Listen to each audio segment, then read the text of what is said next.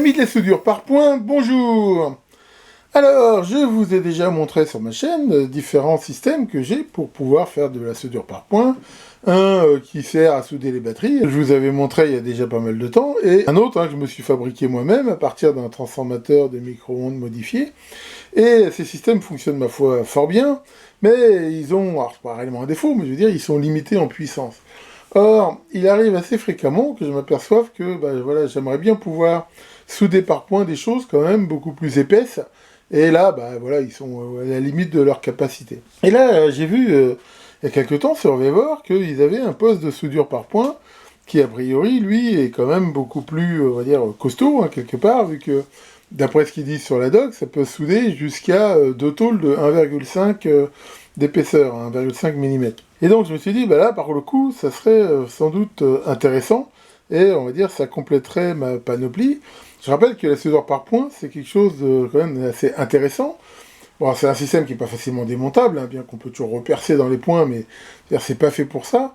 Mais ça a l'avantage de ne pas faire de surépaisseur là où ça soude, on n'est pas obligé de percer, et c'est assez costaud. D'ailleurs, c'est abondamment utilisé dans l'industrie. La plupart de nos voitures ont des tas de parties qui sont soudées comme ça. Alors, voilà, je vous propose comme d'habitude de le découvrir en même temps que vous. Je rappelle que, comme on dit, on n'a jamais une deuxième chance de faire une première impression. Et dans la mesure du possible, voilà, je filme toujours le déballage, vraiment la première fois que je le fais aussi. Donc voilà, je l'ai reçu, alors comme d'habitude très rapidement, ça c'est toujours... j'ai toujours été ébahi sur Vevor. Entre le moment de la commande et le moment de la livraison, généralement, c'est un jour ou deux max. Et ça, c'est ma foi plutôt sympa. Alors, allons-y, on va ouvrir la bête. Et on va pouvoir regarder donc, ce qu'il y a ici donc, à l'intérieur. Donc, comme on peut le voir, il y a ici ces deux coques en polystyrène qui voilà, bon, je vais les casser, c'est pas très grave. Qui sortent, regarde, c'est très bien.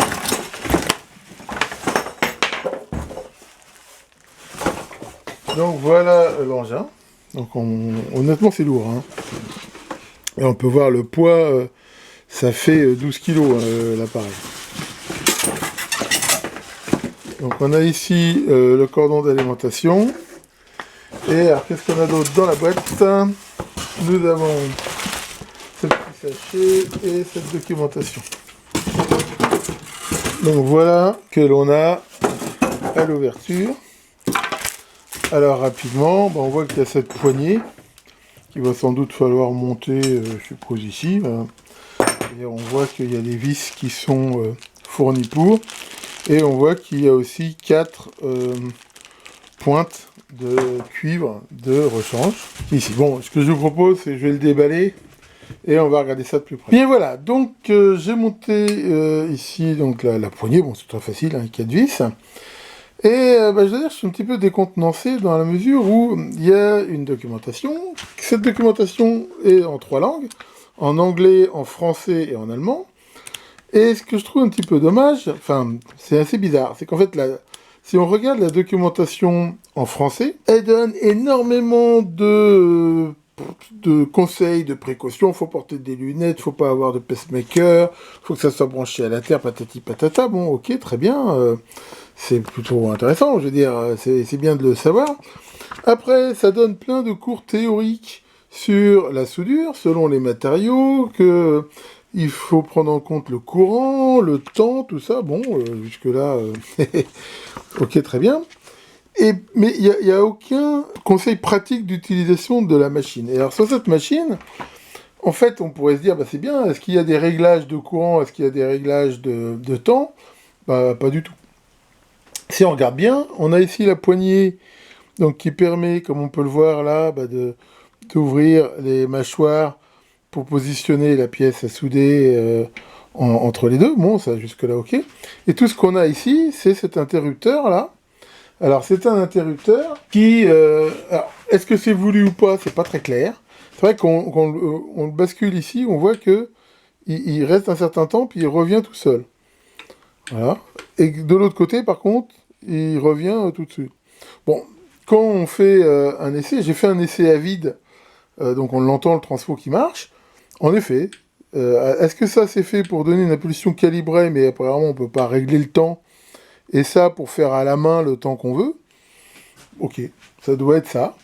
Et pareil, au niveau de la pression, bah, c'est pas très très clair, je veux dire. Ici, bah, j'ai l'impression que c'est un petit peu au feeling, quoi.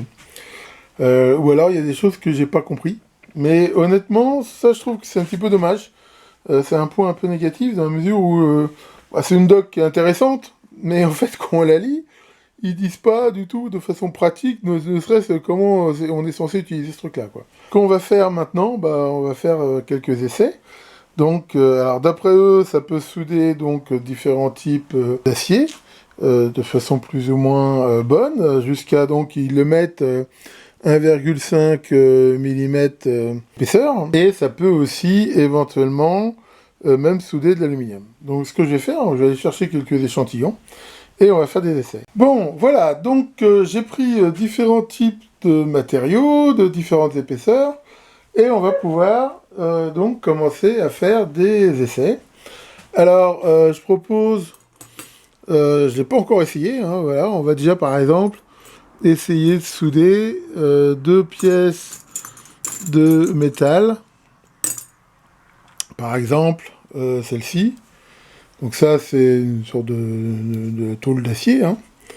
Et donc on va faire un premier essai, comme ça.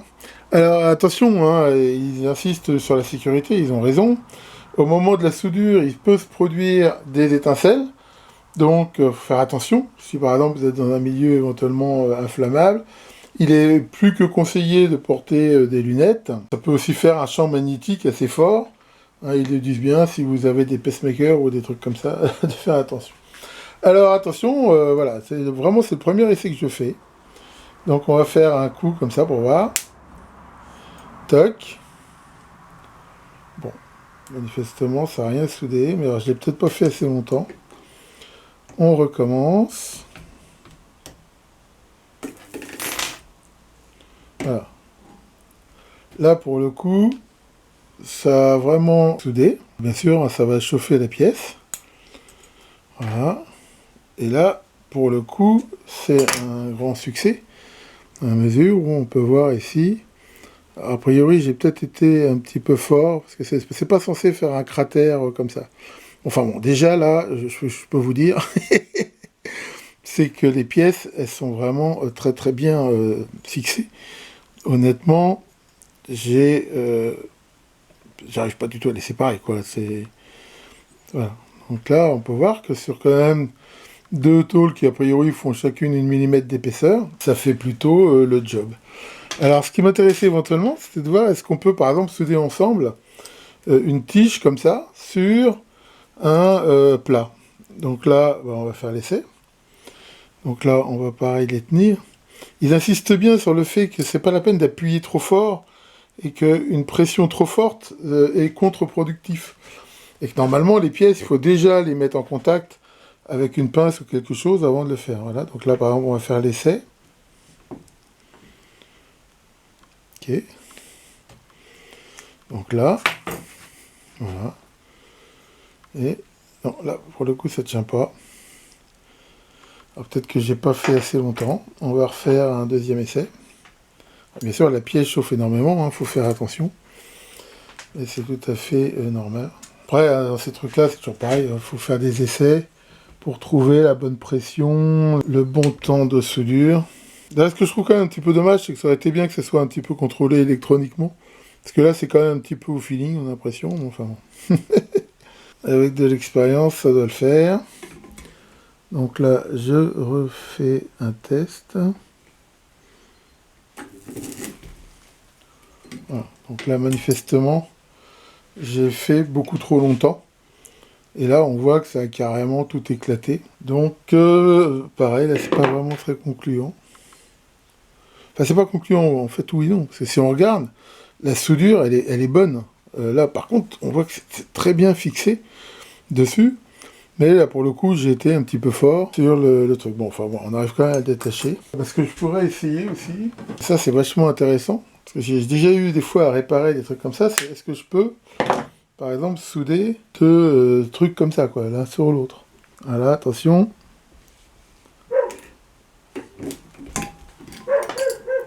Là, j'ai encore été beaucoup trop fort. Faut vraiment trouver, en fonction du matériau, le temps qui va bien. Trouver aussi la bonne pression. Bon, c'est assez empirique quand même. Allez, on va refaire un dernier essai avec ça pour voir. Bon, je pense qu'après, il y a peut-être des gens qui connaissent ça beaucoup mieux que moi, qui pourront me donner des bons trucs. Bon, là, on va faire quelque chose de beaucoup plus rapide. Voilà. Ah, là, pour le coup, c'est beaucoup mieux. Ouais, mais il fallait aller beaucoup moins vite. Là, si, ça tient pas mal. Voilà. Donc ça m'intéresse vraiment, parce que pouvoir faire souder comme ça des assemblages de tiges, ça, c'est plutôt une bonne chose. Et là, pour le coup, là, la soudure, elle est vraiment bonne. Par exemple, j'avais une grille de four qui s'était soudée par points, justement, qui était dessoudée. Avec ça, je suis sûr que je pourrais la réparer, alors que là, j'avais fait un infâme bricolage. Bon, ça, on va dire, c'est plutôt, pour l'instant, assez intéressant. On va faire d'autres essais. Alors, on peut essayer de l'alu. Là, par exemple, 2 tôles d'alu. On va voir si ça fonctionne.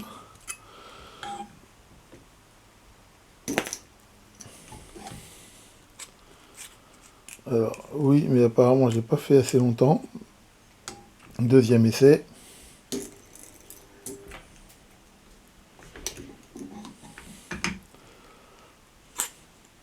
Ah ouais, ça le fait. Ça le fait bien. Alors, par contre, c'est chaud. Hein. Mais ça, comme je l'ai dit, c'est tout à fait normal que ça chauffe. Hein. Et là, on peut voir, hein, c'est 2 tôles d'alu qui doivent faire à peu près 1 mm d'épaisseur. Et si, c'est très bien soudé. J'arrive pas à les... Je tire comme un malade, là. J'arrive pas à les séparer. Alors ça, c'est pareil, ça m'intéresse énormément. Parce que ça veut dire, par exemple, sur des cornières d'alu, des trucs, je vais pouvoir faire des assemblages soudés. Donc là, toc. Bon. Et honnêtement, j'ai dû forcer pas mal pour les décoller. Et peut-être que j'ai même pas fait assez longtemps. On va refaire un deuxième essai pour voir.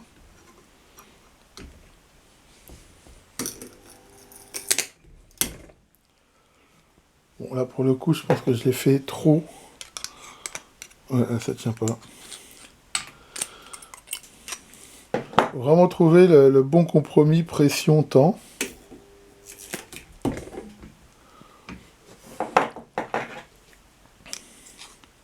Ah, là, ça a l'air pas mal. Là, ça a l'air pas mal. Enfin, ok, donc ça, c'est une chose. Alors, est-ce qu'on peut faire des assemblages, on va dire, hétéroclites on peut essayer, par exemple, de souder une tôle d'alu qui est très fine sur quelque chose d'assez épais, par exemple. Je pense que ça devrait pouvoir le faire, on va essayer.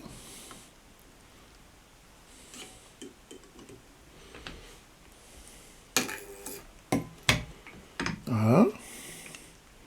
Et ouais, impeccable. Là, on voit qu'on peut très bien souder sur des choses d'épaisseur différentes. Ça a quand même fini par casser, il a fallu que je tire assez fort. Et là, encore une fois, peut-être pas fait assez longtemps. Puis des fois, il faut peut-être faire plusieurs points.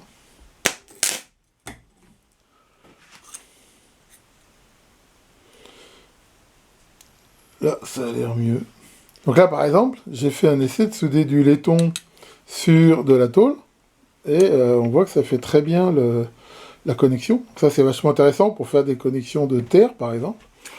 Des choses comme ça. Alors, je vais essayer avec, si par exemple, 2 pièces de laiton assez épaisses, comme ça. Est-ce qu'on peut les souder? Allons-y.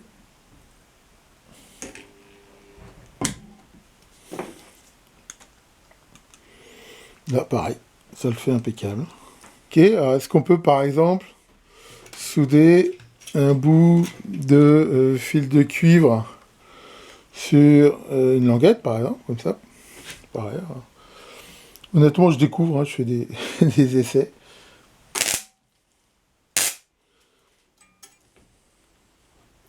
Là, il a peut-être été un peu fort. Ouais, c'est pas terrible. On va essayer autrement.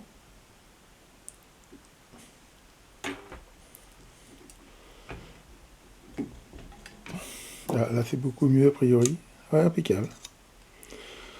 Ça le fait pareil. Très bien. Donc voilà. Bon, bah après, les essais que je fais dans l'ensemble sont plutôt positifs.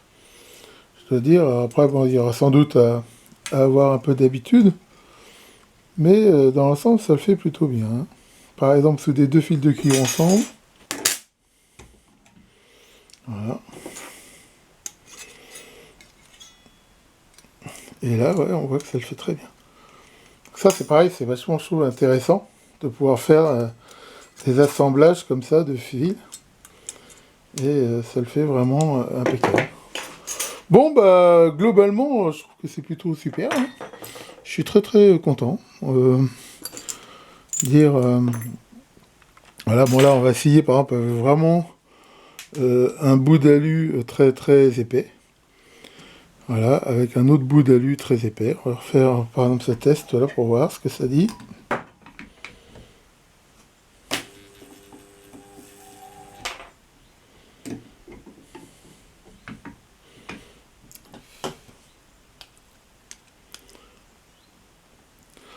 Ah si, là ça le fait. Là il a fallu que j'appuie un peu plus fort, enfin relativement un peu plus fort, mais surtout beaucoup plus longtemps. Mais là pour le coup on voit que la soudure c'est bien faite. Et là voilà, on voit que c'est carrément, même quasiment un peu plus qu'un 5. Et là, manifestement, ça tient bien. J'arrive pas à les séparer. Bon, bah c'est vraiment bien. Alors est-ce qu'on peut souder par exemple de l'alu sur du métal? Ça je pense pas. Comme ça je dirais que ça peut de chance de marcher. Mais rien n'empêche d'essayer.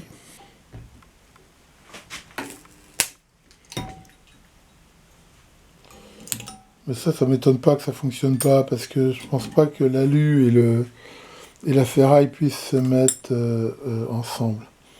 Je pense pas. Bon, allez, on va faire un dernier essai avec ces deux bouts de cornière là, qui sont donc de l'acier. À vue de nez comme ça, un peu, ça ferait un peu plus du 12 dixième a priori. Voilà. Et on va regarder si on y arrive.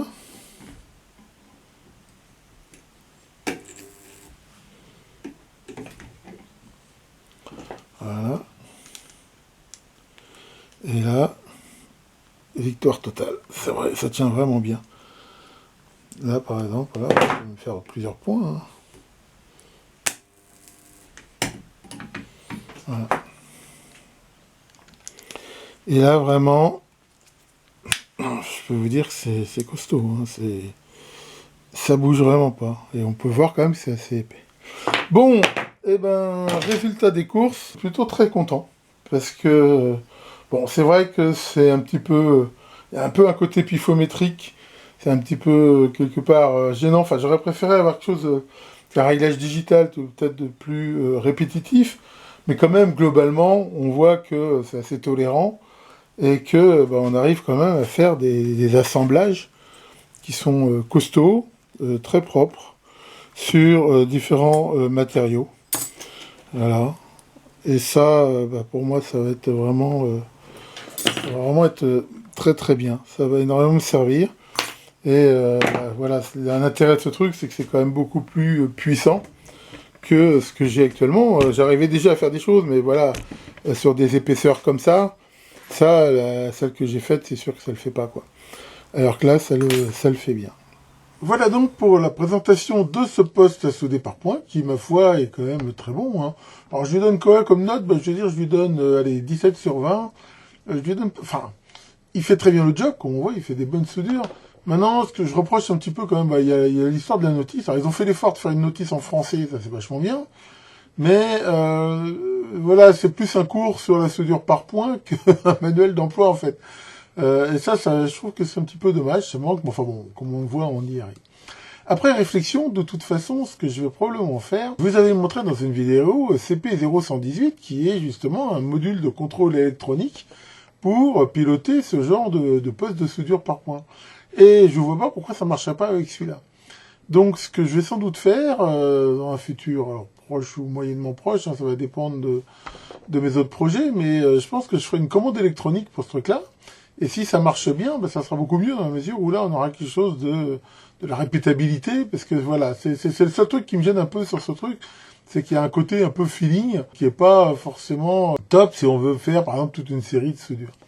Alors, il y a une autre chose qu'il faut voir et qu'il faut savoir quand même, comme on l'a vu, c'est quelque chose d'assez lourd. Donc on pourrait se dire, voilà, est-ce que, par exemple, principalement, je pense dans des cas un peu genre carrosserie automobile ou autre, est-ce qu'on peut le manipuler pour aller faire des soudures un petit peu à droite à gauche? Alors je dirais oui, il n'y a rien qui l'empêche. Maintenant, voilà, ce qu'il faut voir, c'est que voilà, ça fait 12 kilos quand même, hein, donc il faut quand même pouvoir le manipuler. En même temps, on voit aussi la longueur des tiges, qui est relativement grande pour faire pas mal de choses. Mais voilà, si vous voulez faire une soudure plus loin, ça sera pas possible. Alors, ce qui est bien sûr quand même possible de faire, c'est assez facile de démonter ses bras. Donc, je pense que si on a des tiges de cuivre plus grandes, il n'y a rien qu'interdit de s'en fabriquer des plus longues et de faire des choses comme ça. Mais enfin bon, d'abord, il y a quand même une limite, parce que encore une fois, avec des courants pareils, la moindre résistance, ça fait quelque chose. Et puis, je veux dire, c'est quand même pas évident forcément de trouver ce genre de barres de cuivre et de les usiner. Enfin bon, en tout cas, ce qui est sûr, c'est que pour moi, pour mon usage, ça sera quand même plutôt très très bien. Dernière chose, on voit que c'est livré donc avec 4 pointes en gros qui se vissent à l'intérieur. Hein, c'est de la vis M8. Alors en gros, donc j'en ai déjà monté 2, hein, bien sûr. Donc il y en a 2 de rechange. Mais alors j'ai vu qu'on en trouvait de rechange et surtout que on peut, je pense, assez facilement s'en usiner, éventuellement avec des formes différentes selon ce qu'on veut faire.